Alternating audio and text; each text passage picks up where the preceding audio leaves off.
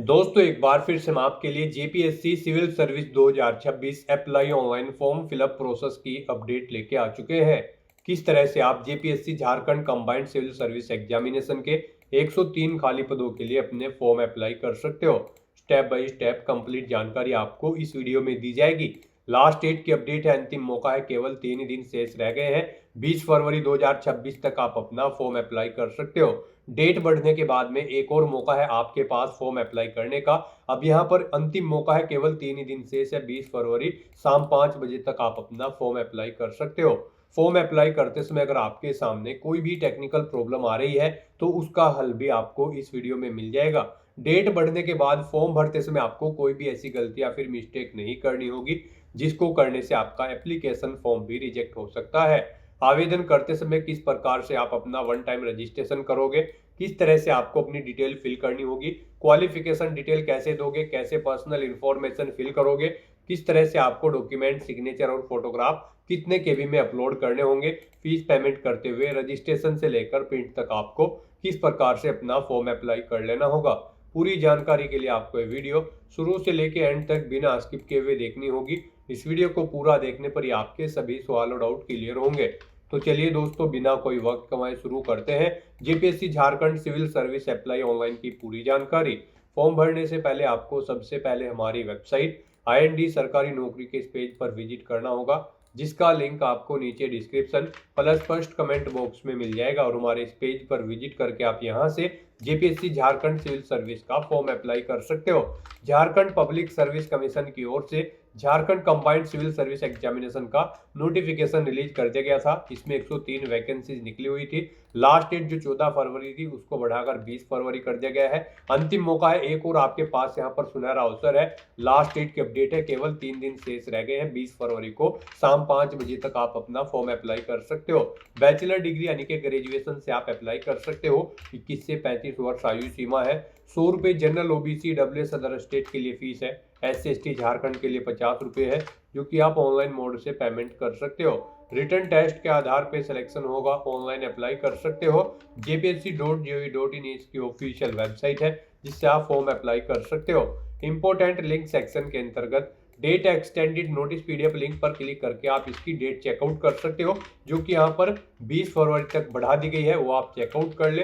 Then उसके बाद official notification PDF link पर क्लिक करके आप इसकी पीडीएफ भी डाउनलोड कर सकते हो। इसमें आपको विभाग wise, post wise, category wise vacancies की कंप्लीट डिटेल देखने को मिल जाएगी। उसके बाद में सैलरी की detail, post wise, qualification, age limit, age relaxation की जानकारी, एग्जामिनेशन पैटर्न, सिलेबस आपको डिटेल में सब्जेक्ट वाइज, टॉपिक वाइज पूरा प्रोवाइड करा दिया गया है। फॉर्म अप्लाई करने के लिए भी कुछ इंपॉर्टेंट गाइडलाइंस आपको यहाँ पर देखने को मिल जाएगी।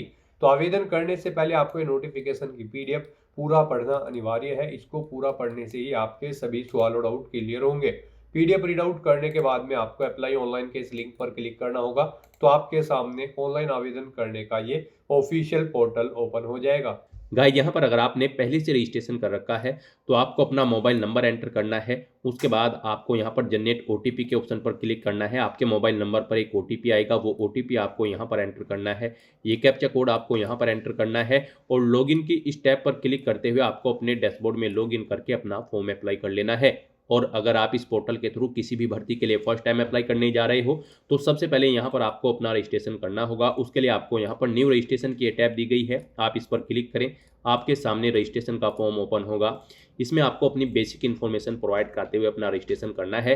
सबसे पहले यहाँ पर आपको अपना मोबाइल नंबर एंटर करना है और उसके बाद सेंड ओटीपी के इस ऑप्शन पर क्लिक करना है। फिर आपके मोबाइल नंबर पर एक ओटीपी आएगा, उसे आपको यहाँ पर एंटर करके अपना मोबाइल नंबर वेरीफाई कर लेना है। ऐसे ही यहाँ पर आपको अपनी ईमेल आईडी एंटर करनी है। सेंड ओटीपी के ऑप्शन पर क्लिक करना है। आपकी मेल आईडी पर एक ओटीपी जाएगा, वो ओटीपी भी आपको यहाँ पर एंटर करके अपनी ईमेल आईडी को भी वेरीफाई कर लेना है। फिर यहाँ पर आपको अपना नाम एंटर करना है अपनी 10वीं की मार्कशीट के अकॉर्डिंग। नाम से पहले आपको मिस्टर, मिसिस, डॉक्टर वगैरह नहीं लगाना है। फिर आपको अपना आधार कार्ड नंबर यहाँ पर एंटर करना है। अपने फादर का नाम एंटर करना है, मदर का नाम एंटर करना है। फिर यहाँ पर आपको अपनी डेट ऑफ बर्थ सेलेक्ट करनी है इस कैलेंडर में से। यहाँ पर उसके बाद आपको अपना जेंडर सेलेक्ट करना है। फिर यहाँ पर आपको अपनी 10वीं क्लास का रोल नंबर एंटर करना है।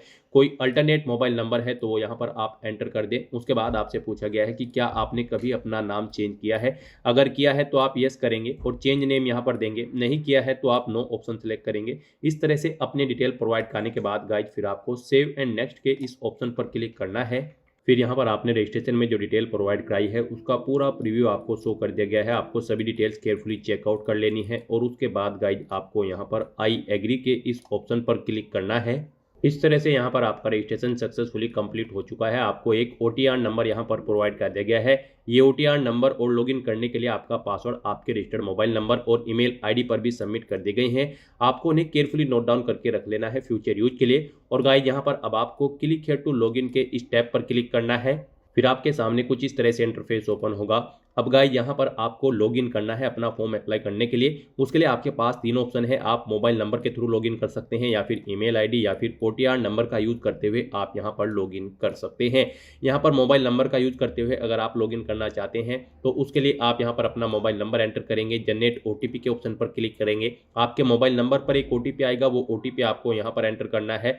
फिर आपको ये कैप्चा कोड यहाँ पर एंटर करना है और उसके बाद लॉगिन के स्टेप पर क्लिक करते हुए आपको अपने डैशबोर्ड में लॉगिन कर लेना है। और अगर आप यहाँ पर ईमेल आईडी के थ्रू लॉगिन करना चाहते हैं तो आप अपनी ईमेल आईडी एंटर करें, जनरेट OTP के ऑप्शन पर क्लिक करें। आपकी मेल पर एक OTP आएगा, वो OTP आप यहाँ पर एंटर करें। ये कैप्चा कोड आप यहाँ पर एंटर करें और लॉगिन के टैब पर क्लिक करते हुए लॉगिन कर ले। OTR नंबर के थ्रू अगर आप लॉगिन करना चाहते हैं तो आप अपना OTR नंबर एंटर करें, अपना पासवर्ड आप एंटर करें जो आपके मोबाइल नंबर या फिर ईमेल आईडी पर आया है। ये कैप्चा कोड आप यहाँ पर एंटर करें और लॉगिन की स्टेप पर क्लिक करते हुए आप लॉगिन कर लें। फर्स्ट टाइम लॉगिन करते ही यहाँ पर आपको अपना पासवर्ड चेंज करना होगा। आपके पासवर्ड के लिए यहाँ पर आपको गाइडलाइन दी गई है। आपका पासवर्ड 8 से 15 कैरेक्टर के बीच में होना चाहिए और ये अल्फा न्यूमेरिक फॉर्मेट में होना चाहिए। मींस आपके पासवर्ड में कम से कम एक अपर केस कैरेक्टर, एक लोअर केस कैरेक्टर, एक इंटीजर नंबर और एक स्पेशल कैरेक्टर जैसे कि @ हैश या फिर डॉलर होना चाहिए। तो इस फॉर्मेट में यहाँ पर आपको अपना पासवर्ड एंटर करना है। वही पासवर्ड आपको कंफर्म न्यू पासवर्ड फील्ड में एंटर करना है और उसके बाद सबमिट के इस ऑप्शन पर क्लिक करते हुए आपको अपना पासवर्ड चेंज कर लेना है। पासवर्ड चेंज करने के बाद आपके सामने आपका डैशबोर्ड कुछ इस तरह से शो होगा। यहाँ पर गाइज अब आपकी ईमेल वेरीफाई हो चुकी है, मोबाइल वेरीफाई हो चुका है, प्रोफाइल अपडेट हो चुकी है। यहाँ पर आपके दो ऑप्शन अभी इनकम्प्लीट है। आपको अपना फोटो अपलोड करना है और सिग्नेचर यहाँ पर आपको अपलोड करने हैं और अपनी प्रोफाइल को कंप्लीट कर लेना है। तो यहाँ पर अब आपको अपने इन सेक्शंस को कंप्लीट करने के लिए आपको यहाँ पर OTR डिटेल के इस ऑप्शन पर क्लिक करना है। फिर आपके सामने यहाँ दो ऑप्शन शो होंगे, व्यू एंड एडिट। अब आपको यहाँ पर एडिट के इस ऑप्शन पर क्लिक करना है और अपनी प्रोफाइल को एडिट करके उसे कंप्लीट कर लेना है। तो आप एडिट के इस ऑप्शन पर क्लिक करें। फिर आपके सामने यहाँ पर आपकी पर्सनल डिटेल शो हो जाएगी जो आपने रजिस्ट्रेशन करते हुए प्रोवाइड कराई थी। इसमें आप कुछ एडिट करना चाहते हैं तो एडिट कर सकते हैं और अगर सभी चीज़ें ओके हैं तो बस यहाँ पर अब आपको सेव एंड नेक्स्ट के इस ऑप्शन पर क्लिक करना है। नेक्स्ट यहाँ पर अब आपको अपना फोटो और सिग्नेचर अपलोड करने हैं। यहाँ पर इनके लिए आपको गाइडलाइन दी गई है। आपका फोटो 10 KB से 200 KB के बीच में होना चाहिए। 200 DPI उसकी होनी चाहिए। JPG या फिर JPG फॉर्मेट में आपका फोटो होना चाहिए। सिग्नेचर आपके 4 KB से 30 KB के बीच में होने चाहिए। 200 DPI के अंतर्गत होने चाहिए। JPG फॉर्मेट में आपके सिग्नेचर होने चाहिए। तो यहाँ पर अगर आपकी सिग्नेचर या फोटो की फाइल का साइज कम या ज़्यादा है तो आप गूगल पर जाएं, इमेज रिसाइजर टाइप करें, मल्टीपल ऑनलाइन वेबसाइट ओपन होंगी, उनमें वहाँ पर आप अपने फोटो या सिग्नेचर जिसका भी साइज सेट करना चाहते हैं दी गई गाइडलाइंस के अकॉर्डिंग उसे अपलोड करें और उसका साइज सेट करके अपनी चॉइस के अकॉर्डिंग वहाँ से डाउनलोड करके यहाँ पर अपलोड कर दें। अपना फोटो और सिग्नेचर अपलोड करने के लिए गाइड आपको अब यहाँ पर चूज फाइल के ऑप्शन पर क्लिक करना है। फाइल को सिलेक्ट कर लेना है और 1 बाय 1 करके अपना फोटो और सिग्नेचर यहाँ पर अपलोड कर देने हैं और उसके बाद फिर आपको सेव एंड नेक्स्ट के इस ऑप्शन पर क्लिक करना है। नेक्स्ट यहाँ पर आपको अपनी कुछ और डिटेल्स प्रोवाइड करनी है। यहाँ पर आपको अपनी कैटेगरी सिलेक्ट करनी है। उसके बाद यहाँ पर आपसे पूछा गया है कि क्या आप person with benchmark disability candidate हैं यानी कि PWBD कैंडिडेट हैं और आपकी डिसेबिलिटी 40% से अबव है। अगर है तो आप यस करेंगे और अपनी डिसेबिलिटी का टाइप सिलेक्ट करेंगे, उसकी डिटेल देंगे। नहीं है तो आप यहाँ पर नो ऑप्शन सिलेक्ट करेंगे। फिर आपसे पूछा गया कि क्या आपको स्क्राइब की जरूरत पड़ेगी एग्जाम टाइम पीरियड के दौरान। अगर पड़ेगी तो यस करेंगे, नहीं तो नो ऑप्शन सिलेक्ट करेंगे। EX सर्विसमैन हो तो यस करें, नहीं हो तो आप नो ऑप्शन सिलेक्ट करेंगे। प्रीमिटिव ट्राइब हो तो आप यस करेंगे, नहीं तो नो ऑप्शन सिलेक्ट करेंगे। उसके बाद यहाँ पर आपको अपनी नेशनैलिटी सिलेक्ट कर लेनी है। फिर आपको अपना मैरिटल स्टेटस यहाँ पर सिलेक्ट करना है। अपना डोमासाइल स्टेट यहाँ पर आपको सिलेक्ट करना है। आप झारखंड से हैं या फिर किसी अन्य स्टेट से हैं, आप अपने अकॉर्डिंग ऑप्शन सिलेक्ट करेंगे। फिर यहाँ पर आपको अपना कोरोस्पोंडेंस एड्रेस एंटर करना है। यहाँ पर आप अपना कोरोस्पोंडेंस एड्रेस एंटर करें। उसके बाद आपको अपना परमानेंट एड्रेस यहाँ पर एंटर करना है। और गाइज अगर आपका परमानेंट एड्रेस आपके कोरोस्पोंडेंस एड्रेस के अकॉर्डिंग सेम है तो आप सेम एज कोरोस्पोंडेंस एड्रेस में इस चेकबॉक्स को ओके कर दें। ऑटोमेटिकली आपका परमानेंट एड्रेस आपके कोरोस्पोंडेंस एड्रेस के अकॉर्डिंग फिल हो जाएगा। इस तरह से अपनी डिटेल प्रोवाइड करने के बाद फिर आपको यहाँ पर सेव एंड नेक्स्ट के इस ऑप्शन पर क्लिक करना है। नेक्स्ट यहाँ पर आपको अपनी एजुकेशनल क्वालिफिकेशन की डिटेल प्रोवाइड करनी है। गाइड यहाँ पर आपको सबसे पहले अपनी 10वीं क्लास की डिटेल प्रोवाइड करनी होगी। फिर उसके बाद आपको अपनी 12वीं, ग्रेजुएशन, पोस्ट ग्रेजुएशन जो भी आपने हायर क्वालिफिकेशन कर रखी है उस तक की डिटेल यहाँ पर आपको अपनी 1 बाय 1 करके फिल कर देनी है। 10वीं क्लास की डिटेल अगर आप प्रोवाइड करने जा रहे हैं तो सबसे पहले यहाँ पर आपको 10 सेलेक्ट करना है। फिर आपको हाई स्कूल सेलेक्ट करना है। सब्जेक्ट या स्ट्रीम देने हैं जिसमें आपने अपनी 10वीं क्लास पास आउट की है। इंस्टीट्यूट या कॉलेज का नाम देना है। यूनिवर्सिटी या बोर्ड का नाम देना है जिस बोर्ड से आपने अपनी 10वीं क्लास पास आउट की है। आपने कंप्लीट कर ली है या कर रहे हैं, आप अपने कोडिंग ऑप्शन सेलेक्ट करेंगे। फिर यहाँ पर अगर आपने अपनी 10वीं क्लास कंप्लीट कर ली है तो उसके रजिस्ट्रेशन का या फिर पासिंग मंथ यहाँ पर आपको देना है। पासिंग ईयर आपको देना है अगर आप कंप्लीट कर चुके हैं। कितने मार्क्स आपने ऑब्टेन किए हैं वो आपको एंटर करने हैं। टोटल कितने मार्क्स थे जिसमें से आपने मार्क्स ऑब्टेन किए हैं वो आपको एंटर करने हैं। इनके अकॉर्डिंग आपकी परसेंटेज यहाँ पर कैलकुलेट करके आपको शो कर दी जाएगी।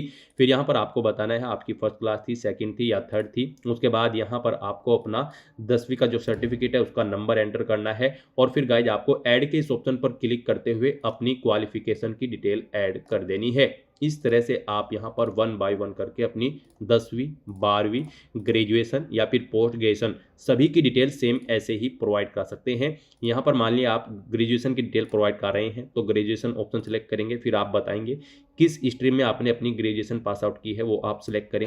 फिर यहाँ पर आपको अपने सब्जेक्ट सेलेक्ट कर लेने हैं। इंस्टीट्यूट या कॉलेज का नाम देना है। यूनिवर्सिटी का नाम देना है जिस यूनिवर्सिटी से आपने अपनी ग्रेजुएशन कंप्लीट की है। कंप्लीट कर चुके हैं या कर रहे हैं ऑप्शन सेलेक्ट करेंगे। कंप्लीट अगर कर चुके हैं तो पासिंग मंथ और पासिंग ईयर आप सिलेक्ट करेंगे। कितने मार्क्स आपने ऑब्टेन किए हैं वो आप एंटर करेंगे। टोटल कितने मार्क्स थे जिसमें से आपने ये मार्क्स ऑब्टेन किए हैं वो आप एंटर करेंगे। इनके अकॉर्डिंग आपकी परसेंटेज आपको शो कर दी जाएगी। आप बताएंगे आपकी फर्स्ट क्लास थी, सेकंड या थर्ड, अपना सर्टिफिकेट नंबर देंगे और ऐड के ऑप्शन पर क्लिक करके अपनी ग्रेजुएशन की डिटेल भी सेम ऐसे ही ऐड कर देंगे। तो इस तरह से यहाँ पर आप अपनी 10वीं, 12वीं, ग्रेजुएशन, पोस्ट ग्रेजुएशन या फिर पीएचडी जो भी आपकी हायर क्वालिफिकेशन है उस तक की डिटेल 1 बाय 1 करके ऐड कर देंगे। इस तरह से यहाँ पर अपनी क्वालिफिकेशन की डिटेल ऐड करने के बाद फिर आपको सेव एंड नेक्स्ट के इस ऑप्शन पर क्लिक करना है। फिर यहाँ पर आपने अपने OTR की पीछे अब तक जो डिटेल प्रोवाइड कराई है उसका पूरा प्रीव्यू आपको शो कर दिया गया है। आपको सभी डिटेल्स केयरफुली चेकआउट करनी है। इस पेज को नीचे स्क्रॉल डाउन करना है। डिक्लेरेशन सेक्शन में आना है। इस चेकबॉक्स को ओके करना है। फिर यहाँ पर आपको इस चेकबॉक्स को भी ओके करना है सिग्नेचर के। उसके बाद गाइज आपको यहाँ पर कन्फर्म डिक्लेरेशन के इस ऑप्शन पर क्लिक करना है। कन्फर्म करने के बाद आप प्रिंट एप्लीकेशन के ऑप्शन पर क्लिक करके अपने OTR का प्रिंट आउट ले सकते हैं। और उसके बाद गाइज आपको प्रोसीड टू फाइनल स्टेप के इस ऑप्शन पर क्लिक करना है। और कहीं पर अगर कोई मिस्टेक है तो आप प्रीवियस के ऑप्शन पर क्लिक करके अपने फॉर्म में एडिट कर सकते हैं। तो इस तरह से गाइज यहाँ पर आपका OTR और प्रोफाइल कंप्लीट हो चुकी है। अब आपको यहाँ पर ओके के इस ऑप्शन पर क्लिक करना है। फिर यहाँ पर आपको आपके डैशबोर्ड में डैग कर दिया जाएगा। यहाँ पर आप चेकआउट कर सकते हो आप अपना OTR स्टेटस। आपके OTR का स्टेटस सभी यहाँ पर ग्रीन कलर के ओके के साइन आपको मिल जाएंगे, यानी कि आपका OTR कंप्लीट हो चुका है। अब यहाँ पर गाइज आपने जो क्वालिफिकेशन प्रोवाइड कराई है उसके अकॉर्डिंग आप जिन पोस्ट पर अप्लाई करने के लिए एलिजिबल हैं अप्लाई कर सकते हैं। तो यहाँ पर अब आप Jharkhand public service commission civil service examination 2026 पर अप्लाई करने के लिए या किसी और भी भर्ती पर अप्लाई करने के लिए आप अप्लाई फॉर पोस्ट के इस ऑप्शन पर क्लिक करेंगे। उसके बाद आप अप्लाई फॉर पोस्ट के इस ऑप्शन पर क्लिक करेंगे। फिर आपके सामने कुछ इस तरह से इंटरफेस शो होगा। गाइज अब आपको यहाँ पर करंट में झारखंड पब्लिक सर्विस कमीशन के पोर्टल पर जितनी भी भर्तियां चल रही हैं उन सभी की लिस्ट देखने को मिल जाएगी। हम आपको यहाँ पर Jharkhand combined civil service exam 2026 के लिए अप्लाई करके दिखाने जा रहे हैं। तो यहाँ पर इस भर्ती में पार्टिसिपेट करने के लिए गाइज अब आपको क्लिक हियर टू अप्लाई के इस ऑप्शन पर क्लिक करना है। फिर आपके सामने कुछ जनरल इंस्ट्रक्शन शो होंगे, आपको इन्हें केयरफुली रीड आउट कर लेना है। और उसके बाद गाइज आपको यहाँ पर यस आई एग्री के इस ऑप्शन पर क्लिक करना है। यहाँ पर Jharkhand combined civil service examination 2026 पर अप्लाई करने के लिए अब आपके सामने कुछ इस तरह से इंटरफेस शो होगा। यहाँ पर आपसे पूछा गया है कि क्या आप प्रेजेंट में एम्प्लॉय हैं झारखंड गवर्नमेंट के। अगर हैं तो आप यस करेंगे और उसकी डिटेल देंगे, जैसे कि डेजिग्नेशन या पोस्ट का नाम जिस पर आप कार्यरत है, डिपार्टमेंट का नाम, नेम और नेचर ऑफ पोस्ट देंगे, कब से कब तक आपने जॉब की है वो डेट आप सेलेक्ट करेंगे। और अगर आप जॉब नहीं कर रहे हैं झारखंड गवर्नमेंट में तो आप सिंपली नो ऑप्शन सेलेक्ट करेंगे, फिर आपको आगे की डिटेल नहीं देनी होगी। फिर आपसे पूछा गया है कि क्या आपको कभी यूपीएससी या किसी अन्य पब्लिक सर्विस कमीशन के एग्जाम में बैठने से रोका गया है या किसी एजेंसी के द्वारा, तो यहाँ पर रोका गया है तो यस करेंगे और उसकी डिटेल देंगे, नहीं तो नो ऑप्शन सेलेक्ट करेंगे। फिर यहाँ पर आपसे पूछा गया है कि क्या आप रिजर्वेशन चाहते हैं, अगर आप स्पोर्ट कोटा के अंतर्गत आते हैं, अगर चाहते हैं तो यस करें और फिर यहाँ पर अपने स्पोर्ट्स के बारे में डिटेल प्रोवाइड कराएं, नहीं चाहते हैं तो आप नो ऑप्शन सेलेक्ट करेंगे। फिर यहाँ पर आपसे पूछा गया कि क्या आपका कोई रिलेटिव यहाँ पर चेयरमैन है या फिर मेंबर है या फिर गैजेटेड या फिर नॉन गैजेटेड एम्प्लॉय है झारखंड पब्लिक सर्विस कमीशन में, अगर है तो यहाँ पर आपको उसकी डिटेल एंटर करनी होगी, नहीं है तो फिर आप इस कॉलम को ऐसे ही खाली छोड़ देंगे। इस तरह से अपनी डिटेल प्रोवाइड करने के बाद गाइज फिर आपको सेव एंड नेक्स्ट के इस ऑप्शन पर क्लिक करना है। फिर आपके सामने कुछ इस तरह से इंटरफेस ओपन होगा। गाइज यहाँ पर अब आपको अपना फीस पेमेंट करना है। आपको आपकी कैटेगरी के अकॉर्डिंग यहाँ पर एप्लीकेशन फीस का अमाउंट देखने को मिल जाएगा। अब आपको यहाँ पर अपना फीस पेमेंट करना है। उसके लिए गाइज अब आपको पे नाउ के इस ऑप्शन पर क्लिक करना है। नेक्स्ट आपके सामने फीस पेमेंट का इंटरफेस कुछ इस तरह से शो होगा। यहाँ पर आप debit card, credit card, UPI, CBDC या फिर नेट बैंकिंग के माध्यम से अपना फीस पेमेंट कर सकते हैं। यूपीआई यहाँ पर आपके लिए सबसे बेस्ट ऑप्शन रहेगा। आप यहाँ पर अपनी यूपीआई आईडी एंटर करके फीस पेमेंट कर सकते हैं या फिर आप क्यूआर कोड को स्कैन करते हुए अपने यूपीआई से फीस पेमेंट कर सकते हैं। आप जनरेट क्यूआर कोड के इस ऑप्शन पर क्लिक करें, फिर आपके सामने ये क्यूआर कोड शो होगा। आप इसे अपने यूपीआई से स्कैन करें और अपना फीस पेमेंट कर दें। सक्सेसफुली फीस पेमेंट करने के बाद वापस आपको आपके फॉर्म पर रिडायरेक्ट कर दिया जाएगा जहां से आप अपना फॉर्म फिल कर रहे थे और यहां पर आपको मैसेज शो कर दिया जाएगा आपका पेमेंट सक्सेसफुली कंप्लीट हो चुका है। अब गाइज आपको यहां पर नेक्स्ट के इस ऑप्शन पर क्लिक करना है।